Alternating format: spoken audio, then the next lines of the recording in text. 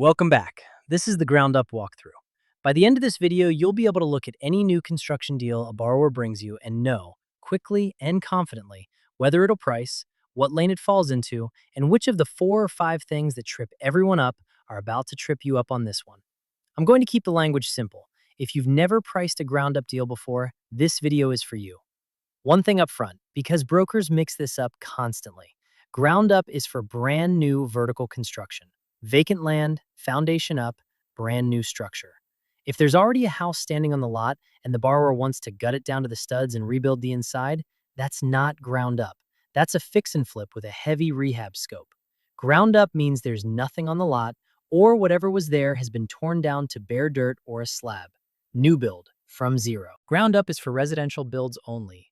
3 property types qualify: single family, 2 to 4 unit, and multifamily of 5 or more units. That's it. We don't do mixed use ground up. If your borrower wants to build something with a retail bay on the ground floor and apartments above, that's not us. Send those deals to a commercial construction lender. Ground up is built around the borrower buying a piece of land and us being their construction lender from day one. So purchases are our happy path. Refinances are allowed, but I want you to understand which ones we actually want. The good refi looks like this. Borrower bought the land recently, within the last 6 months or so. They always intended to build, and now they're coming to us to fund the construction. We treat that like a purchase. The refi we don't want is the bailout. Borrower bought the land a year ago, started construction with their own money or a different lender, ran out of cash halfway through, and now they're shopping around because their first plan fell apart. That deal's a problem. The exit math, the budget overruns, the timeline, none of it works out the way it would have if we'd been the lender from the start. So when a borrower tells you they need a refinance, the question to ask is, did you always plan to use construction financing, or did something go sideways with your original plan? If it's the second one, that's not the program for them. There are 2 lanes in ground up, and your borrower's completed projects count picks the lane. Lane 1 is the first-time builder program. It's for borrowers with 0 completed ground-up projects. That's the only lane open to them. 2 big rules to remember here. First, first-time builder is single-family or 1 to 4 unit only, no 5+ unit multifamily. A complete first-timer cannot price a 5-unit project, period. They need to build a smaller project first and graduate. Second, the credit floor on this lane is 660. Lane 2 is the core program, for borrowers with at least 1 completed ground up. It splits into 4 experience tiers. Tier 2, 1 or 2 completed projects. Tier 3, 3 or 4. Tier 4, 5 through 19. Tier 5 plus, 20 or more. 2 more core rules to know. First, the credit floor on core is 680, 20 points higher than first-time builder. Second, 5+ unit multifamily requires the borrower to be Tier 4 or higher, at least 5 completed ground-ups under their belt. So a Tier 2 or Tier 3 borrower can't price a 5-unit build at all, even on the core program. Every ground-up deal in the Pricer is stacked from 3 numbers. Get these from your borrower before you sit down to price. 1. Land basis. Purchase price on a new buy, or as-is value on a refi. 2. Construction budget. The hard cost of building paid out as the work happens. 3. Soft costs. Permits, architecture, engineering, all the non-construction line items. Add them and you get the total project cost. That number drives everything downstream. Then there's a 4th number you'll need, the as-completed value, what the finished property will be worth on the open market. The system uses that to make sure the deal pencils out as a real investment, not just a pile of construction expenses. The loan funds in 2 pieces. The piece at closing covers part of the land. The construction piece is held back and paid out in monthly draws as the work gets completed and verified. How much we advance against the land at closing depends on whether your borrower has permits in hand. With full permits at closing, we go up to 75% of the land basis. Without permits, that drops to 60%. So a borrower who's 3 weeks away from permits is leaving real money on the table by closing early. Here's the part most brokers miss, and it's important. If your borrower has to close before permits are issued, say because they need to lock in the land before another buyer takes it, They're not stuck at 60% forever. Once permits get issued after closing, they can request a catch-up draw that advances the difference between 60 and 75%.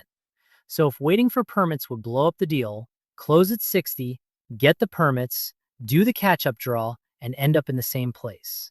Tell your borrower that. It changes the conversation. The system has an interest reserve option, and brokers ignore it because they don't understand what it actually does. Here's the simple version.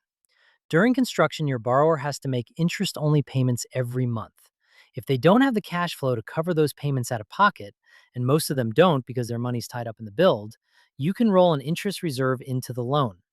The reserve is just a pile of money set aside inside the loan that automatically pays the monthly interest as it comes due. Borrower doesn't write a check, the reserve does. The reserve is capped at 5% of total project cost, which usually covers around 12 months of interest. Two things to understand. First, adding an interest reserve lets you increase the loan amount by exactly the size of the reserve. The system bumps the leverage cap up by 5 points when a reserve is included. So if your borrower needs a slightly bigger loan, this is one of the levers you have. Second, the increase comes in the form of the reserve itself. Your borrower doesn't get the extra cash in their pocket. That money goes straight back to us as their interest payments. It's loan size on paper, it's payment relief in practice. Don't oversell it. This is the warning that tanks more ground-up deals than anything else. And most of the time, it's a misunderstanding. Let me walk you through it slowly, because once you get this, you'll save yourself 100 phone calls. First thing to understand, we want to fund the whole build. That's not a sales pitch, that's a risk thing. If we hand the borrower money to start a house and they run out halfway, we're stuck. There's no finished house to sell, no buyer to pay us back. We literally have to keep funding to get the house built so anyone can recover anything. So when we look at a ground up deal, our default position is fund the entire construction budget if the math lets us. Here's where it gets interesting. The math doesn't always let us. The system runs 2 tests on every deal and picks the smaller answer. Test 1. How much will we lend against the total cost of the project? That's land plus construction plus soft costs added up. For a first-time builder, that's around 75% of that total. Test 2. How much will we lend against the finished value of the house? That's around 70% of what the house is worth when it's done. Whichever number is smaller, that's the maximum loan, period. And that maximum has to cover the construction budget. If it doesn't, you get the warning. Let me show you with real numbers because that's when it clicks. Example 1. Cheap land, expensive build. Borrower's got a small lot they bought for $55,000. They want to build a $395,000 house on it, with another $35,000 in permits and engineering. Total project cost, $485,000. The finished house will appraise around $725,000 when it's done. Now run the 2 tests. 75% of total project cost is $363,750. 70% of finished value is $507,500. Smaller number wins. Max loan is $363,750. But the borrower needs $430,000 just for construction and soft costs. The cap is $66,000 short of what they need to build. So the system says loan cannot fund 100% of construction budget because it literally can't. The land was too cheap relative to the build. Example 2. Land looks great, but the finished value is light. Bigger lot, $185,000. Construction, $295,000. Soft costs, $50,000. Total project cost, $530,000.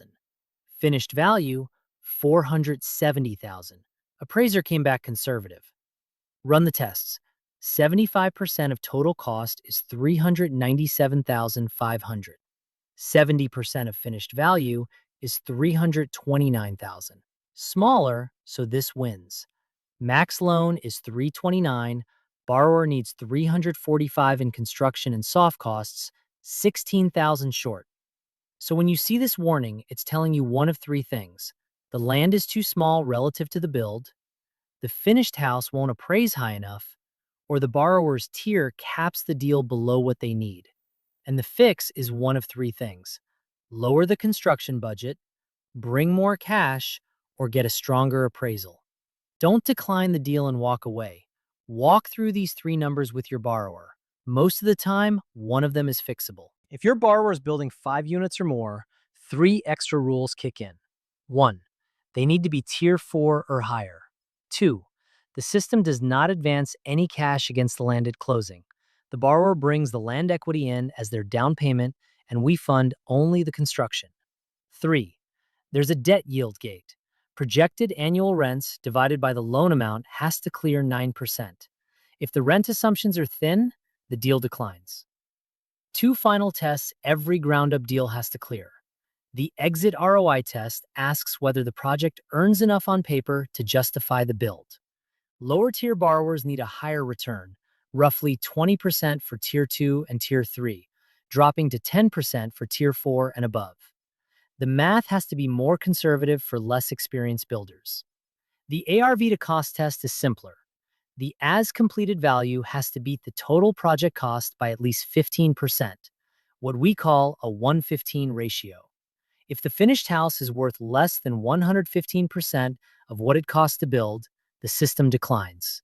There's no margin for error in the build, and we're not lending on it. 3 quick decision rules. Existing structure on the lot, even if they're tearing it apart inside, that's a fix and flip with a heavy rehab scope, not ground up. Mixed use, retail on bottom, apartments on top, not us. Send to a commercial construction lender. They want to refi to bail out a project they started with their own money and ran out of cash on. That's not the program. The deal economics are wrong. 4 things to get from your borrower before you sit down to price. 1. How many ground-up projects have they completed? This picks the lane and the tier. 2. Property type, single family, 2 to 4 unit, or 5+ unit multifamily. If multifamily, do they have at least 5 completed projects? 3. Land, construction, soft costs, and as completed value. All 4 numbers. 4. Permits in hand at closing, yes or no? If no, are they coming soon enough to do a catch-up draw? Get those 4 answers and you'll price clean. That's Ground Up. See you in the next one.